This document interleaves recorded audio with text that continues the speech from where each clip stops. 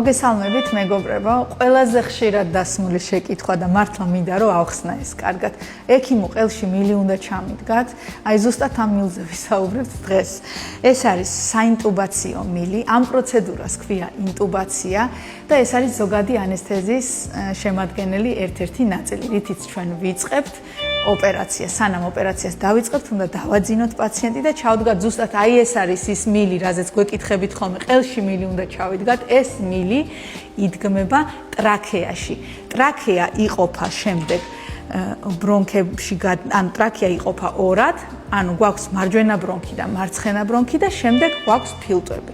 ანუ ჩვენ უნდა ვასუნთქოთ პაციენტი ამ მილის მეშვეობით. და თუ როგორ ხდება მისი ჩადგმა, ახლა გაჩვენებთ და რატომ არ შეიძლება იყოს ის პრობლემები, რომლებსაც თქვენ პრობლემად მიიჩნევთ, ძალიან რომ გეშინიათ ანესთეზიის, ძალიან მნიშვნელოვანია სწორად გაიგოთ ჩვენ ამ манипуляციას როგორ ვაკეთებთ, იმიტომ რომ ხშირად გამიგია, ვერ ჩადგა მილი ყელში ექიმმა. ეს ძალიან კაფიო პროცედურა არის და ჩვენ წინასწარ ვემზადებით პაციენტი ესე არ მოვიდა საოპერაციოში. ჩვენ ხო ვიცით დაცულობა რას ნიშნავს და უსაფრთხოება რას ნიშნავს პაციენტის. ჩვენ მანამ გავსინჯეთ ეს პაციენტი. ყველაფერი ვიცით ამ პაციენტის შესახებ. რა დაავადება აქვს.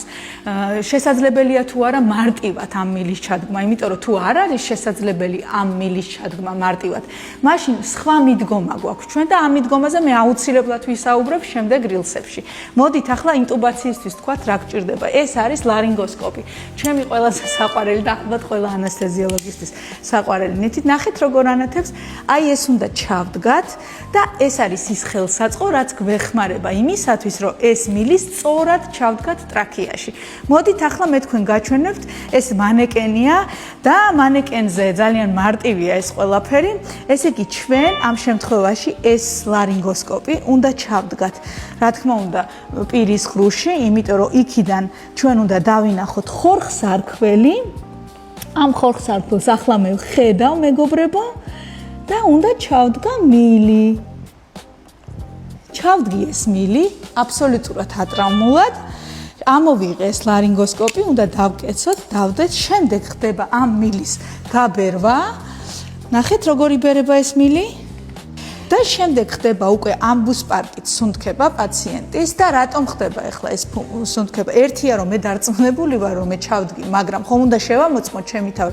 ყველა პროცედურის შემდეგ ჩვენ აუცილებლად ვამოწმებთ ჩვენ თავს და დარწმუნებულები უნდა ვიყოთ რომ კარგად დგას ეს მილი.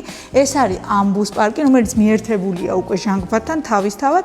ვაერთებთ ამ კონექტორზე, რომელსაც საინტუბაციო კონექტორს ვეძახით და ვასუნთქებთ. შეხედეთ რა ხდება.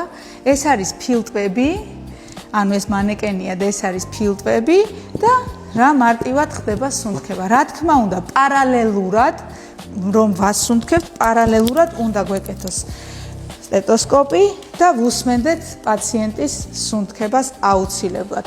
მარჯვენა მხარე, მარცხენა მხარე. როდესაც დავწმუნდებით, რომ ნამდვილად კარგად სუნთქავს პაციენტი, იმიტომ რომ ჩვენ ხო ვერ ხედავთ პაციენტზე ამ ფილტვს, შემდეგ ხდება უკვე მისი გადაყვანა მექანიკურ ვენტილაციაზე და ამაზე შემდეგ ვისაუბრებთ.